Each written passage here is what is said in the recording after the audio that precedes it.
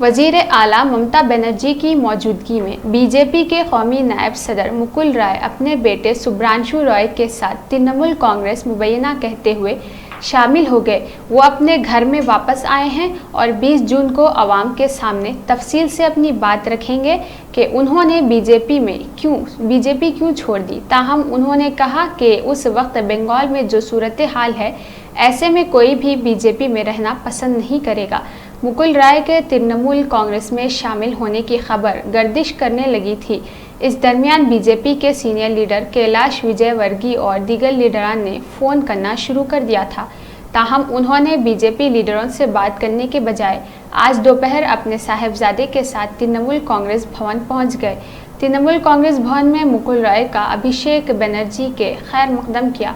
इसके बाद ममता बनर्जी भी पहुंच गई और इसके बाद दोनों रहनुमाओं के दरमियान 2 घंटे से ज़्यादा मीटिंग हुई। तवील मीटिंग के बाद ममता बनर्जी मुकुल रॉय और पार्टी के सीनियर लीडरों के साथ स्टेज पर पहुंचे तो अभिषेक बनर्जी ने मुकुल रॉय के तय अदब व एहतराम का मुजाहरा किया।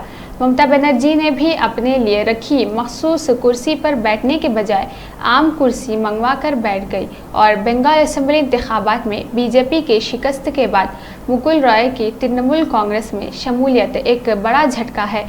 मुकुल रॉय चाणक्य के तौर पर मशहूर है। 2019 के पार्लिमानी इंतखाबात में बीजेपी को 18 सीट दिलाने में इनका अहम किरदार है, मगर 2021 के असेंबली इंतखाबात में उन्हें किनारा लगा दिया गया था।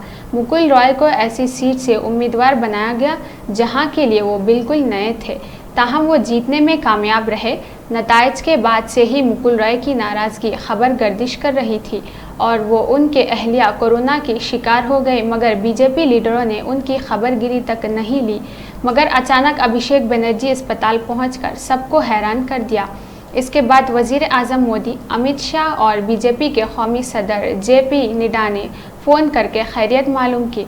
मुकुल रॉय तृणमूल कांग्रेस के बानी लीडरों में से रहे और मगर 3 साल 9 महीने कबल वो बीजेपी में शामिल हो गए थे। मुकुल रॉय की बीजेपी में शमूलियत को बीजेपी की बड़ी कामयाबी करार दी जा रही थी। मुकुल रॉय ने भी बीजेपी को कामयाबी दिलाने के लिए सख्त मेहनत की और 2 घंटे की मीटिंग के बाद ममता बनर्जी और मुकुल रॉय ने पार्टी के सीनियर लीडरों के साथ प्रेस कॉन्फ्रेंस की और स्टेज पर अभिषेक बनर्जी ने मुकुल रॉय और शुभ्रांशु रॉय ने का शॉल उड़ाकर खैर मकदम किया। मुकुल रॉय ने अपने मुख्तसर बयान में कहा कि वो उस वक्त बीजेपी छोड़ने से मुताल्लिक़ कुछ भी नहीं कहेंगे, मगर मैं अपने घर आकर खुशी महसूस कर रहा हूँ।